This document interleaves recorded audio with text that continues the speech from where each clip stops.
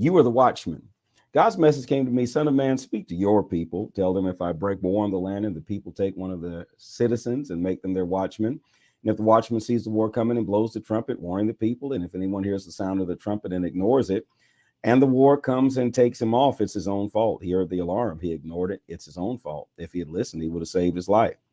But if the watchman sees war coming and doesn't blow the trumpet, warning the people, and the war comes and takes anyone off, I'll hold the watchman responsible for the bloodshed of any unwarned sinner.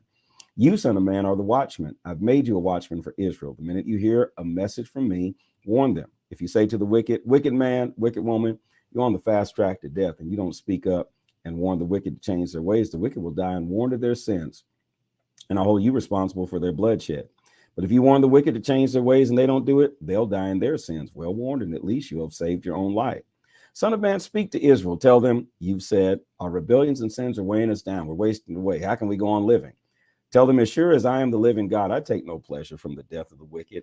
I want the wicked to change their ways and live and turn your life around. Reverse your evil ways. Why die, Israel?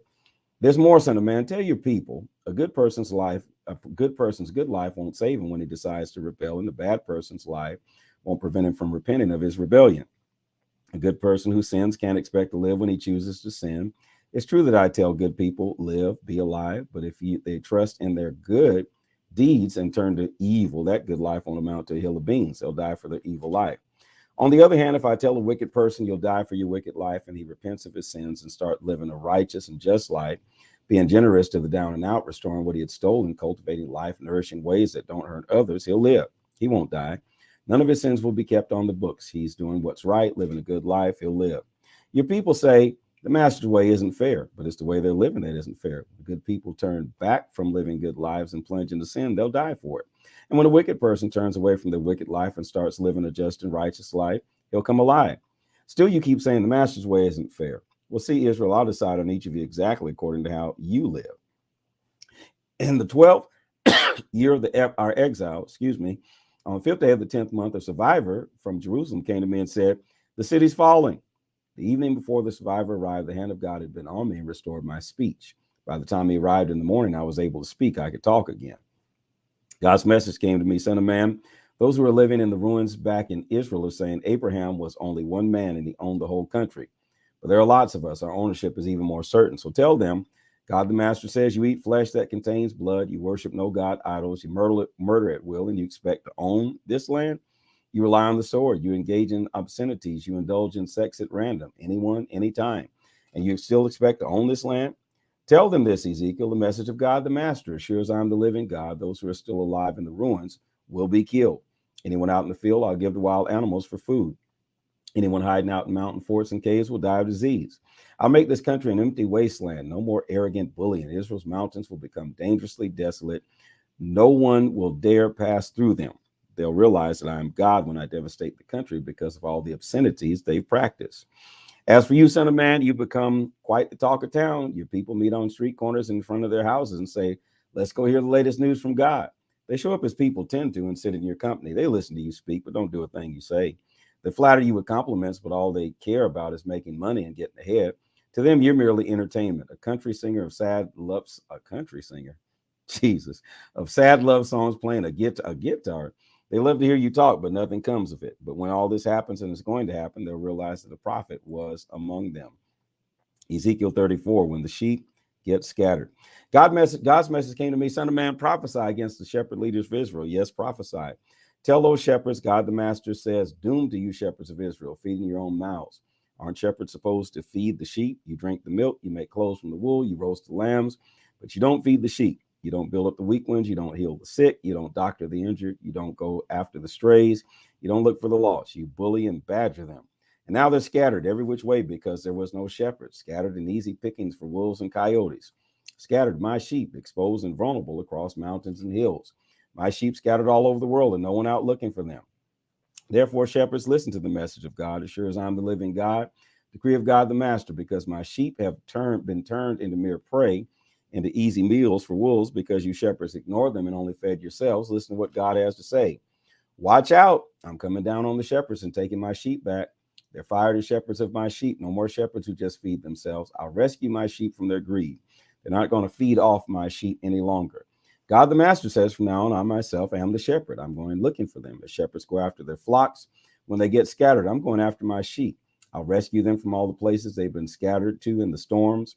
I'll bring them back from foreign peoples, gather them from foreign countries, and bring them back to their home country. I'll feed them on the mountains of Israel, along the streams, among their own people. I'll lead them into lush pastures so that they can roam among the mountain pastures of Israel, graze at leisure, feeding the rich pastures on the mountains of Israel. And I myself will be the shepherd of my sheep. I myself will make sure they get plenty of rest. I'll go after the lost. I'll collect the strays.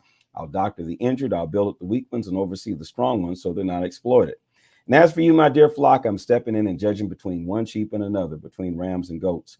Are you satisfied to feed in good pasture without taking over the whole place? Can't you be satisfied to drink from the clear stream without muddying the water with your feet? Why do the rest of my sheep have to make do with grass that's trampled down and water that's been muddy?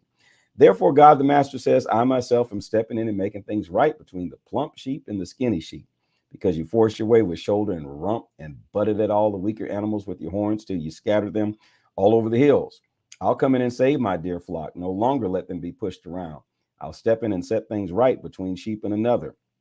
I'll appoint one shepherd over them, all my servant David.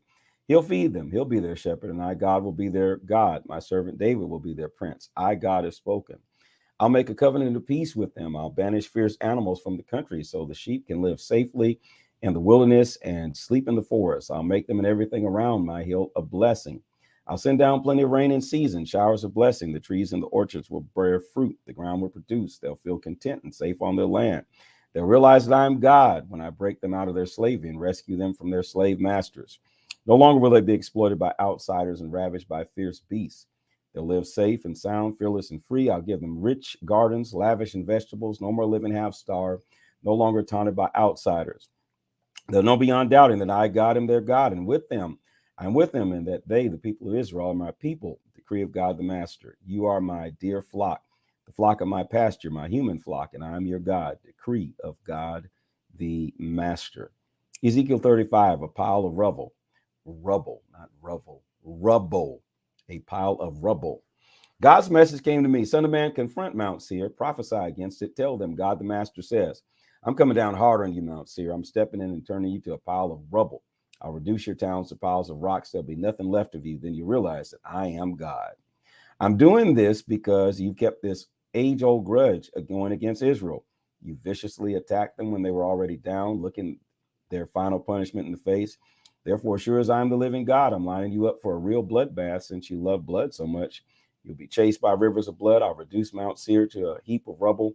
No one will either come or go from that place. I'll blanket your mountains with corpses. Massacred bodies will cover your hills and fill up your valleys and ditches. I'll reduce you to ruins, and all your towns will be ghost towns, population 0. Then you realize that I am God. Because you said these two nations, these two countries are mine, I'm taking over. Even though God is right there watching, right there listening, I'll turn your hate, bloated anger, and rage right back on you. You'll know I mean business when I bring judgment on you. You'll realize that I, God, have overheard all the vile abuse you poured out against the mountains of Israel, saying they're roadkill. We're going to eat them up. You've strutted around talking so big, insolently, pitting yourselves against me, and I've heard it all. This is the verdict of God the Master. With the whole earth applauding, I'll demolish you. Since you danced in the streets thinking it was wonderful and Israel's inheritance was demolished, I'll give you the same treatment. Demolition, Mount Seir, demolish. Yes, every square inch of Edom. Then they'll realize that I am God.